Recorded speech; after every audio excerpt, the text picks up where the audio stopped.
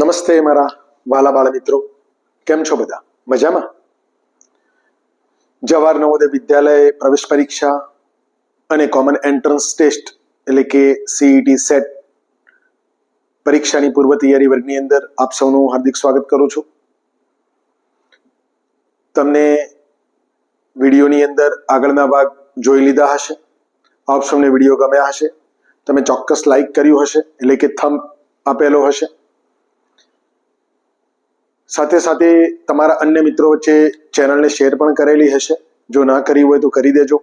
ચેનલને સબસ્ક્રાઇબ કરી દેજો, જેથી કરી આવનારા તમામ વિડીયોના નોટિફિકેશન આપણા મોબાઈલની અંદર સીધા આપને મળી જાય.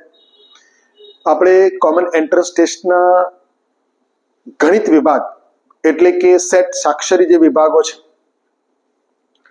એ વિભાગ પૈકીના ગણિત વિભાગ એટલે કે 25% વેટેજ ધરાવે છે, એનો આપણે અભ્યાસ કરી રહ્યા છીએ. એમાં આપણે પ્રકરણ નંબર 2 આકાર અને ખૂણા, એનો અગાઉના ભાગની અંદર આપણે દાખલાની શરૂઆત કરેલી. હવે વધુ આગળ અભ્યાસ કરીએ. તમે સૌ રેડી હશો તમારી નોટબુક સાથે, પેન સાથે? તો આપણે શરૂઆત કરીએ. પ્રકરણ નંબર 2, પ્રશ્ન નંબર 11. નીચે આપેલા શબ્દમાં કાટખૂણાની કુલ સંખ્યા ખાલી જગ્યા છે. અહીં કાટખૂણાની શબ્દની વાત કરી છે. અહીં બેટા કાટકોણ, કાટખૂણો બંને એક જ શબ્દ છે. ખૂણા એટલે બે રેખાખંડ અને બે કિરણોની વચ્ચે અંદરના ભાગમાં જે રચાતી આકૃતિને ખૂણો કહે છે. બંને જ્યાં ભેગા થાય છે એ ભેગા થવાની જગ્યાને ખૂણો કહે છે. એમાં આપણે કાટકોણ શીખ્યા, લઘુકોણ શીખ્યા, ગુરુકોણ શીખ્યા, સરળ કોણ શીખ્યા, શૂન્ય કોણ શીખ્યા. તો આ બધા કોણ એ સિવાય એક વિપરીત કોણ પણ હોય છે, જે બહારની સાઈડનો હોય છે, જે અભ્યાસક્રમની અંદર આપણે માત્ર સમજવાનો છે. તો અહીં કાટકોણની સંખ્યા એટલે કે જે રાઈટ એંગલ 90 અંશનો ખૂણો હશે એની વાત કરવાની છે. તો આપેલ અક્ષરમાં જે શબ્દ આપેલો છે એમાં કયા કયા ખૂણા આવેલા છે? અહીંયા કાટખૂણાની વાત કરી છે કે જે 90 અંશનો હોય એની જ વાત કરવાની છે. તો અહીં વાયની અંદર કોઈ 90 અંશનો ખૂણો બને છે, અહીં લઘુકોણ બને છે અને આ બંને બાજુ ગુરુકોણ બને છે. તો એની અંદર જોઈએ તો આ 1, આ 2, આ 3 અને 4, એની અંદર 4 કાટકોણ બને છે. એસ ની અંદર 1, 2, 3 અને 4, આની અંદર પણ 4 ખૂણા બને છે. તો 4 ને 4 આ શબ્દમાં કુલ કેટલા થયા? 4 ને 4 8 મૂળા કાટકોણ થયા, કાટખૂણા થયા. તો આપણો જવાબ વિકલ્પ સી ની અંદર મળી જાય છે. ઓકે, નેક્સ્ટ પ્રશ્ન નંબર 12 સમજીએ. નીચે આપેલા શબ્દના મૂળાક્ષરમાં કાટકોણથી નાના, જો કાટકોણથી નાના એનો મતલબ કે લઘુકોણ. કોની વાત કરવાની છે? લઘુકોણની સંખ્યા કેટલી? તો અહીંયા એક સ્પેલિંગ આપેલો છે આસ્થા.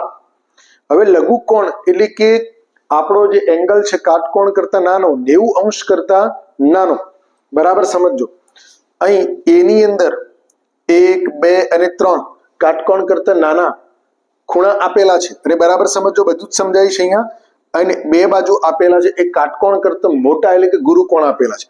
એટલે કે અહીંયા કાટકોણથી નાના માપના ખૂણાની સંખ્યા કેટલી? તો 1, 2 અને 3. અહીંયા કેટલી થશે? 1, 2 અને 3. પેલા બંને મોટા છે. એ જ રીતે આની અંદર પણ 1, 2 અને 3 બરાબર, બે ખૂણા મોટા થાય છે. એસ ની અંદર બધા જ કાટખૂણા આપેલા છે એટલે કે 90 અંશના ખૂણા, માટે એક પણ નાનો નથી. એ જ રીતે ટીમાં પણ એક પણ નાનો નથી. એચ ની અંદર પણ બધા જ કાટખૂણા આપેલા છે. આ બધા કાટકોણ આપેલા છે એટલે એમાં પણ એક પણ નાનો ખૂણો નથી. છેલ્લે એ, તો ફરીવાર એની અંદર 3 ખૂણા કાટકોણ કરતા નાના છે, જ્યારે 2 ખૂણા કાટકોણ કરતા મોટા છે. તો કુલ કેટલા ખૂણા થયા? 3 ને 3 6 અને 3 9. 9 સંખ્યા કાટકોણ કરતા નાના એટલે કે લઘુકોણની છે, જે વિકલ્પ નંબર એ ની અંદર આપણને જવાબ મળી જાય છે. ઓકે બેટા, પ્રશ્ન નંબર 13 સમજીએ. ઘડિયાળના ડાયલ પર રહેલા બે ક્રમિક અંક વચ્ચેનો ખૂણો ખાલી જગ્યા અંશનો હોય છે. આપણે બેટા જ્યારે અગાઉના વિડીયોની અંદર ખૂણા વિશે સમજ મેળવી ત્યારે આપણે વાત થઈ રહી હતી ઘડિયાળના સંપૂર્ણ ઘડિયાળ એટલે કે ગોળ. જો અર્ધવર્તુળની અંદર, ફરી એકવાર સમજાવું છું, જો અર્ધવર્તુળની અંદર 180 અંશ હોય તો બીજા અર્ધવર્તુળની અંદર પણ 180 અંશ હોય. એનો મતલબ કે બંને અર્ધવર્તુળ ભેગા કરીએ એટલે કે 360 અંશ બની જાય. બરાબર. હવે ઘડિયાળની અંદર મિનિટ 12 થી શરૂઆત કરી, મિનિટ કાંટો ફરીવાર 12 ઉપર આવે એટલે કે 60 મિનિટ થાય. 1 કલાકની 60 મિનિટ. હવે 360 અંશને 60 મિનિટ વડે ભાગાકાર કરો. 60 મિનિટ વડે ભાગાકાર કરો એટલે કે 1 મિનિટ બરાબર 6 અંશ થાય. 1 મિનિટ બરાબર 6 અંશ થશે. તો આપણી વચ્ચે એવું કહે છે કે બે ક્રમિક અંક વચ્ચે, એટલે કે ધારો કે આવી સ્થિતિ છે, 1 વાગેલો છે, 1 વાગેલો છે એવું આપણે સમજીએ કે 1 વાગેલો છે, તો એનો મતલબ કે બે ક્રમિક. તો આ બે ક્રમિક અંક વચ્ચે જો અહીં સુધી 180 કરવું હોય તો 5 મિનિટ હોય. 5 મિનિટ બરાબર સમજો ગણતરી. 5 મિનિટ અને 6 અંશ બરાબર 30 અંશનો થાય.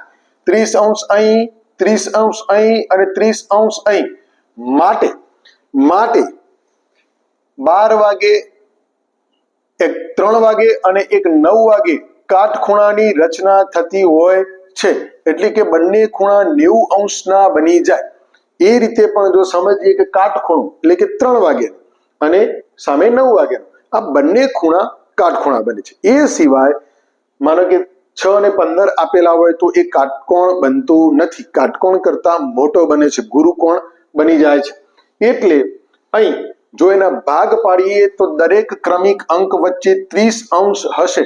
આ બેટા હંમેશા યાદ રાખી લેવાનું, એટલું બધું ફિક્સ કરવાનું મગજની અંદર કે કોઈ પણ જગ્યાએ પ્રશ્ન પૂછાય કે 11 વાગ્યાના સમયમાં બે કાંટા વચ્ચે કયો ખૂણો બને છે અને કેટલા અંશનો? તો લઘુકોણ બને છે અને 30 અંશનો બને છે. 11 વાગ્યાનું બનાવશે તો 11 વાગે અહીં એનો કાંટો હશે. 1 કલાક કાંટો 11 ઉપર હશે અને મિનિટ કાંટો 12 ઉપર હશે. આ રીતે કોઈ પણ અંક પૂછાય તો આપણને ખ્યાલ આવવો જોઈએ. તો આપણને 30 અંશનો જવાબ વિકલ્પ એ ની અંદર મળે છે. બે ક્રમિક અંક વચ્ચે 30 અંશનો ખૂણો બને છે. ઘણી વખતે બેટા એવો પણ પ્રશ્ન પૂછાય કે 4 વાગે કયો ખૂણો બને છે? તો 4 વાગે કયો ખૂણો બનશે? આપણે અગાઉ પણ વિડીયોમાં જોઈ ચૂક્યા છીએ. તો 4 વાગે આપણને ગુરુકોણ મળશે, પણ કેટલા અંશનો? એવો પ્રશ્ન પૂછાય તો 30 અંશ એટલે કે 90 અંશ સુધી, એટલે કે 4 તરી 12 120 અંશનો બનશે. 3 વાગે 90 અંશનો બનશે અને 4 વાગે બીજા 30 અંશ ઉમેરાશે એટલે કે 120 અંશનો બનશે. એમ તમે ગણતરીથી પણ 1 2 3 અને 4 વખત 30, એનો મતલબ કે 120 અંશનો ખૂણો બનશે. એવી રીતે પણ જો પ્રશ્ન પૂછાય તો આપણે જવાબ આપી શકતા હોવા જોઈએ. ઓકે બેટા, આગળ પ્રશ્ન નંબર 14. એક ટાવરની ઘડિયાળમાં 11 અને 5 નો સમય દર્શાવે છે. તેના બે કાંટા વચ્ચે કયો ખૂણો બને છે? તો જો 11 અને 5 એનો મતલબ કે કલાક કાંટો લગભગ 11 ઉપર હશે અને મિનિટ કાંટો 5 એટલે એ 1 ઉપર હશે. તો આ બંને વચ્ચે કયો ખૂણો બન્યો? તો બંને વચ્ચે લઘુકોણ બન્યો. લઘુકોણ એટલે શું? તો લઘુકોણ એટલે કે કાટકોણથી નાનો ખૂણો. તો અહીં જો જવાબમાં શું આપ્યું છે? કાટકોણ, કાટકોણથી નાનો, કાટકોણથી મોટો કે આપેલ પૈકી એક પણ નહીં.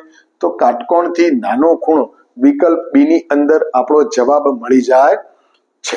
ઓકે બેટા, આશા રાખું છું કે બંને દાખલાની અંદર અને વધુ આપેલી વિગતની અંદર તમને સમજણ પડી ગઈ હશે. ઓકે, પ્રશ્ન નંબર 15 સમજીએ. ઘડિયાળમાં 2 વાગ્યા છે ત્યારે મિનિટ કાંટા અને કલાક કાંટા વચ્ચે બનતો ખૂણો ખાલી જગ્યા હોય. હમણાં જ આપણે બેટા અગાઉ પ્રશ્ન શીખી ગયા છીએ. તો આ પ્રશ્નનો જવાબ તમે જાતે મેળવવાનો પ્રયત્ન કરજો, એટલે કે હોમવર્ક તમારું. બરાબર, જાતે ઘડિયાળ દોરવાની. હા, યાદ રાખજો, મેં અહીંયા જે બોર્ડની અંદર ઘડિયાળના ચંદા દોરેલા છે એ પરીક્ષાની અંદર આવશે નહીં. તમારે જાતે કાલ્પનિક રીતે સમજવું પડશે અને અત્યારે આપણા ક્લાસમાં પ્રેક્ટિસ કરી અને એને સમજી લેવું પડશે મગજની અંદર કે કેવી સ્થિતિ હશે. ઓકે, પરીક્ષાની અંદર તમને દોરવાનો સમય મળશે નહીં, એટલે અત્યારે પ્રેક્ટિસ કરજો, અત્યારે એની નોંધ કરજો.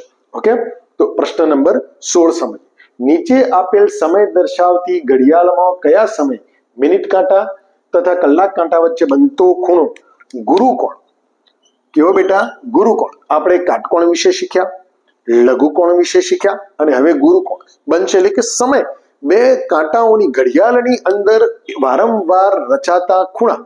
તમે જો તમારા ઘરની દિવાલ ઘડિયાળ પર તમે જોશો તો વારંવાર ખૂણા રચાતા હશે. તમને ઓટોમેટિક મોટા ખૂણા, નાના ખૂણા, લઘુકોણ, ગુરુકોણ, કાટકોણ તરત જ ક્લિયર મગજમાં બેસી જશે અને વધુ મહાવરો થશે, તમને તરત સમજણ પણ પડી જશે. અહીં મેં ઘડિયાળના ચંદા દોરેલા છે, પરીક્ષામાં દોરેલા હશે નહીં, તો આપણે એની અંદર સમયની સ્થિતિ દોરીએ. 2 કલાક અને 15 મિનિટ. એનો મતલબ કે કલાક કાંટો 2 ઉપર હશે અને મિનિટ કાંટો 15 મિનિટ એટલે કે 3 ઉપર હશે. એ જ રીતે 4 અને 15 તો 4 કલાક કાંટો 4 ઉપર અને મિનિટ કાંટો 3 ઉપર હશે, એટલે કે 15 મિનિટ. 5 5 10 5 15 મિનિટ. એ રીતે 6 વાગ્યાને 25 મિનિટ એટલે કે 5 10 15 20 અને 25 એટલે કે મિનિટ કાંટો 5 ઉપર હશે અને કલાક કાંટો લગભગ 6 ઉપર થી થોડો આગળ 8 કલાક અને 15 મિનિટ એટલે કે 8 કલાક ઉપર કલાક કાંટો હશે અને મિનિટ કાંટો 15 એટલે કે 3 ઉપર હશે. તો હવે તમે બેટા અહીંયા જોઈ શકો છો ગુરુકોણ. તો આ કયો ખૂણો બન્યો, આ કયો ખૂણો બન્યો, આ કયો ને આ કયો. તમે આની કલ્પના કરશો અને વિઝ્યુલાઇઝેશન કરશો, તમને સમજ પડી ગઈ છે. આ લઘુકોણ છે, આ પણ લઘુકોણ છે, આ પણ લઘુકોણ છે એટલે કે કાટકોણ કરતા નાનો. આ જ એક ખૂણો કાટકોણ કરતા મોટો છે એટલે કે ગુરુકોણ છે, એટલે કે આપણો જવાબ વિકલ્પ ડી મળી જાય છે. ઓકે, આશા રાખું છું કે આ દાખલો તમે હોમવર્કમાં ક્લિયર કરશો. શક્ય હોય તેનો ફોટો પાડી મને વોટ્સએપ કરશો તો પણ મને ગમશે અને આનો તમે આ રીતે ચંદા દોરી અને પ્રેક્ટિસ કરજો. ઓકે, પ્રશ્ન નંબર 17 સમજીએ. તમારા ગણિતના પાઠ્યપુસ્તકની કેટલા ખૂણા હોય છે? અહીં બેટા પાઠ્યપુસ્તકની વાત કરવામાં આવેલી છે. પાઠ્યપુસ્તક એટલે આપણું આવું લંબઘન હશે. આ પાઠ્યપુસ્તકની અંદર કેટલા ખૂણાની વાત કરવામાં આવી છે? તો ખૂણાની અંદર ઊંચાઈ ધ્યાનમાં લેવાની નથી. આ એક ખૂણો ઉપરની બાજુએ 1 2 3 4 આપણે જે દેખી શકીએ છીએ એ બાજુ, બરાબર, 4. અને એ જ રીતે પાછળના ભાગમાં 1 2 3 અને 4 એટલે 4 ને 4 કેટલા થશે? 8 ખૂણા. કેટલા ખૂણા થશે? 8 ખૂણા. તો આપણો જવાબ વિકલ્પ ડી ની અંદર મળે છે. ઘણીવાર અસમંજસ છે. જો રેખાખંડોથી બનતી એટલે કે પાઠ્યપુસ્તકની તમામ ધારોથી જો બનતા ખૂણાઓ ગણીએ તો દરેક પાઠ્યપુસ્તકની અંદર જ્યારે આવો એનો જે ભાગ રચાય છે એ ભાગની અંદર 3 ખૂણા રચાય. 3 ખૂણા રચાય. આવા 3 3 6 અને બીજી 4 બાજુઓ એટલે કે 4 બાજુઓ ગણીએ તો ટોટલ 24 ખૂણાની રચના થાય. પરંતુ આપણે એ ધ્યાનમાં લેવાનું નથી, એટલે કે ઊંચાઈને આપણે મહત્વ આપતા નથી. હાલ આપણા પાઠ્યપુસ્તકને માત્ર આપણે બાજુ ઉપરથી ગણીએ તો 8 ખૂણા થાય. ઉપરની બાજુએ 4, નીચેની બાજુએ 4. ઓકે, એ જ રીતે પ્રશ્ન નંબર 18. નીચેનામાંથી કયા સમયે ઘડિયાળના કલાક કાંટા અને મિનિટ કાંટા વચ્ચે કાટકોણ કરતા મોટો ખૂણો બનશે? કાટકોણ કરતા મોટો એટલે કે ગુરુકોણ. હમણાં આપણે વાત કરી એ જ રીતે. તો આ દાખલો બેટા મેં અહીંયા સમય લખી દીધો છે. નીચે ગોળ ચંદા દોરવાના કોને? તમારે. એટલે કે તમે આને હોમવર્કમાં પણ ગણી શકો છો.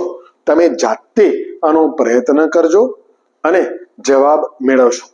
અને જાતે બનાવેલ ચંદાનો ફોટોગ્રાફ્સ તમે મને વોટ્સએપ પણ કરી શકો છો. ઘણા બધા બાળકોના વોટ્સએપ મને આવે છે મારા નંબર ઉપર, જે ગ્રુપમાં જોડાયેલા છે, એમને ખ્યાલ જ છે મારો નંબર.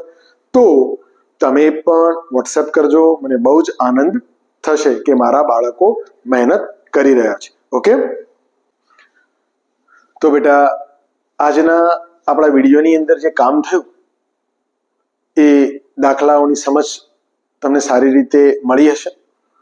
ફરી એકવાર વિડીયો જોઈ શાંતિથી એને નોટબુકમાં નોંધ કરતી વખતે જાતે પ્રયત્ન કરજો, ચોક્કસ સમજ પડશે. અને વિડીયો કેવો લાગ્યો એ પણ જણાવજો. તમારા મિત્રોને વચ્ચે વિડીયોની લિંક શેર કરજો.